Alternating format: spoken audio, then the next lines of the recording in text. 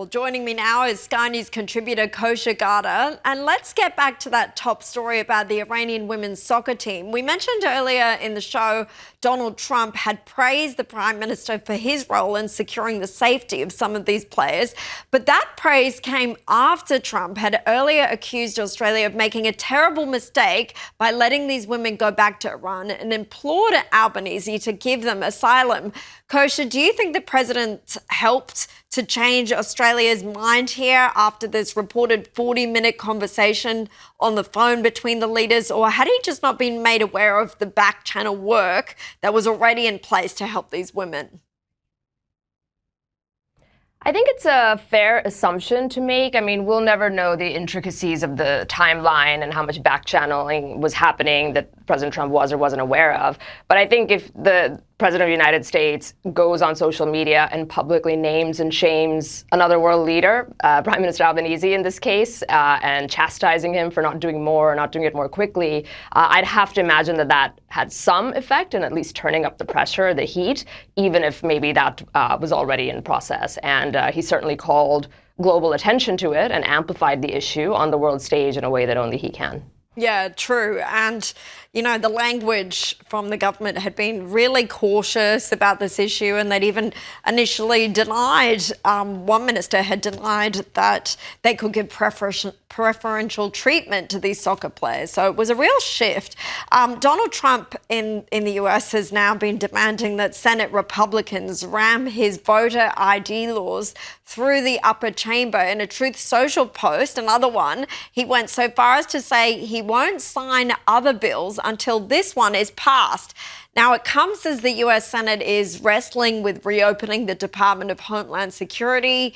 It's entered its fourth week of shutdown. A White House official had to clarify to Fox News that Trump wasn't referring to the department when he made his comment about not passing bills. Kosha, what is this whole thing all about? Yeah, so there's two issues over there that sort of get mixed and they're related. But the issue that Trump is maximizing pressure on is passing the so-called SAVE Act that would mandate proof of citizenship in order for confirming that the person trying to vote is actually a U.S. citizen and therefore has the right to vote. It's an 80-20 issue. There aren't many of those in the country. It's very divided right now. Very, very popular. And even though the Republicans hold the House and the Senate and the White House, they've been really, really slow and dragging their feet to bring this to the floor in the Senate. It has passed the House, and now the Senate needs to bring it to the floor. There's all sorts of machinations and horse trading supposedly going on behind the scenes, and it's just another reminder of how a big faction of the Republican Party is not really that supportive of the Trump agenda, the more establishment wing. They're sort of dragged along kicking and screaming.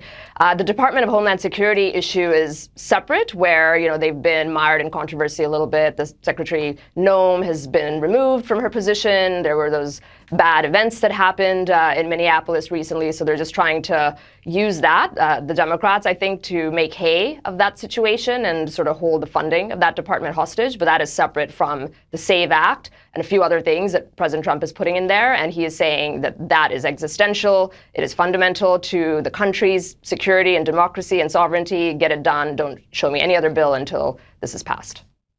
You'd think it would be fairly straightforward. People have to show their ID if they want to vote. It's one of those issues that seems strange to us here in Australia, where we have compulsory voting and people need to be registered and show their ID.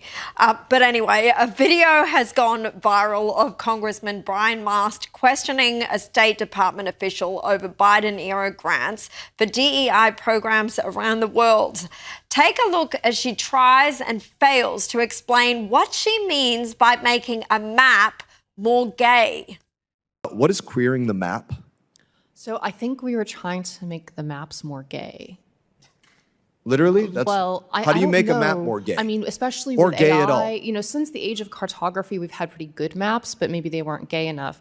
So I know also, I took critical theory in college. I think sometimes people use queer as a verb.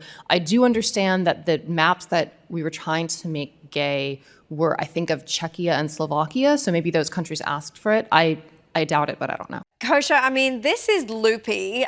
Can we just go back to how can a map be gay in the first place? You and me both, Caroline, are scratching our heads, and millions of other people. I thought for a moment when she referenced her credential and whatever degree she had, I forget what it was, but I was thinking maybe it's like English lit, and she's going back to old world English, where game and happy, and she's trying to make the maps happy. I don't know. I really was at a loss she said of what she queering. was referring to there, but. Yes, and then she, of course, didn't disappoint and clarified. Yes, it's just an example of the money that was sloshing around for many years, actually even before Biden, but certainly accelerated under Biden. USAID, all these DEI programs all over the world. There's like a gay-friendly Sesame Street episode somewhere in the Middle East, and then Irish dancing that was queer, and now this. And the second story beneath that is not only is this pushing an agenda that nobody wants globally using taxpayer dollars, but also a lot of the NGOs and entities that push that have been enriching themselves in the process with that money. And when you have $37 trillion in debt in a country and then you see this, it really makes people's blood boil.